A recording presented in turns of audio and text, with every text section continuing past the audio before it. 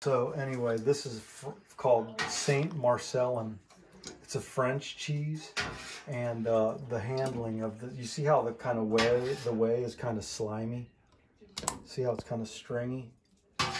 This has been raw cow's milk. It's been held at like room temperature, 75, 72 degrees. I have to scoop out this curd mass, kind of round robin style like this. We inoculate this culture early on with this starter culture that turns it really acidic, and so that's what allows us to keep raw cow's milk at room temperature for so long. Nice. It's raising the acidity, and this stuff has to sink down into the molds. So when did you actually start this process?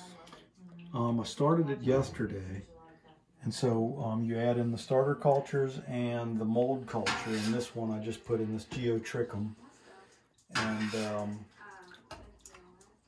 it needs to sit for 24 hours. I mean, this is interesting. I've made this cheese before. So it's been 24 hours? Look at that whey. 26. Down 26 hours, and now... Yep. Jimmy, get this whey kind of, see how it's kind of, see the streaming downward? Yeah. It's kind of, it's real stringy. thick. It's real thick. Yeah. Cheese sauce. Yeah. And so when I fill these molds, the idea is it's gonna slowly weep out, and it's gonna stink in these molds. These molds are gonna be filled up like real to the top, and then I got to give it time for all the whey to kind of. Is this one you press or don't press? No, you don't press. These the curd consolidates only from its own weight. So, you know, I got to put these in here like this, and then it'll drain out the whey, and then I got to flip it when it gets to a point. I mean, it's real, as you can see, liquidy. It takes a while, especially when the whey is kind of thick and almost like saliva. Is what I want to kind of almost seems to weigh you down. Nice. And see, I'm cutting it like this and trying to layer it into each mold so that it can leak out the sides. Right. So what do you do with the other? Is it just discard or?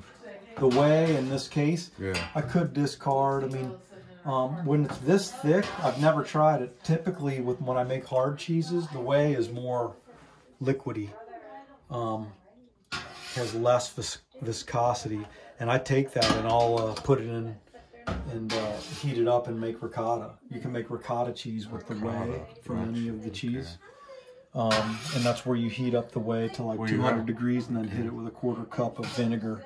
Gotcha. And it makes all of that cheese kind of precipitate out. Does it solidify after you put the vinegar in? When you hit the vinegar, that's the acidic culture that makes the curd, the fine curd, precipitate back out of the whey. All right. So because this is so thick, this will take all night to get. I'm going to get these lids up to the, or these molds filled all the way up to the top. So like this has got a while. This is probably going to drain all night, and you know, I'll pick it up. Then you'll flip it tomorrow? Yeah. And just, you know, as comparison. So here's I just took these out of these molds. This is Croton de Chavignon. So this was done in a very similar manner where I filled up these molds underneath it like that. And when the whey drains out, it eventually consolidates into tighter curds like this. So this cheese hasn't been pressed at all. It's been only flipped over and over until all the whey drains out. So it's very soft and delicate still. So this is in my cave right now, and I got to flip these daily, and it's going to continue to drain. Get up real close, Jim. See that juice down, or the whey down there beneath it?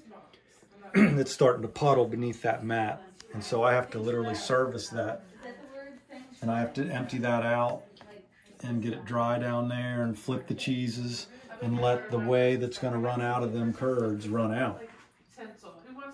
And then eventually there will be a yeast that starts on the coat, and then whatever mold culture you've added would take over and start creating the mold coat. So when you eat a brie or something, you have that white coat. Almost out of curd. So now I think I just need to divide it out in the can. And I want to print some. We have lots of photos, but nothing's right.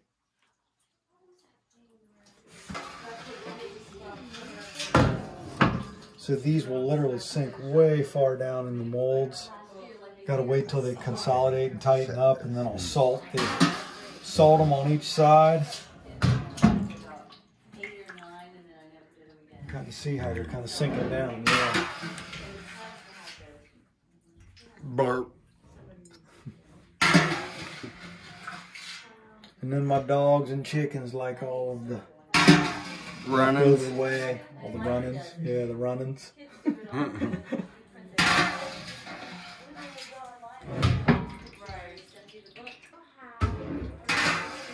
All right, and that's how you ladle a soft rind cheese.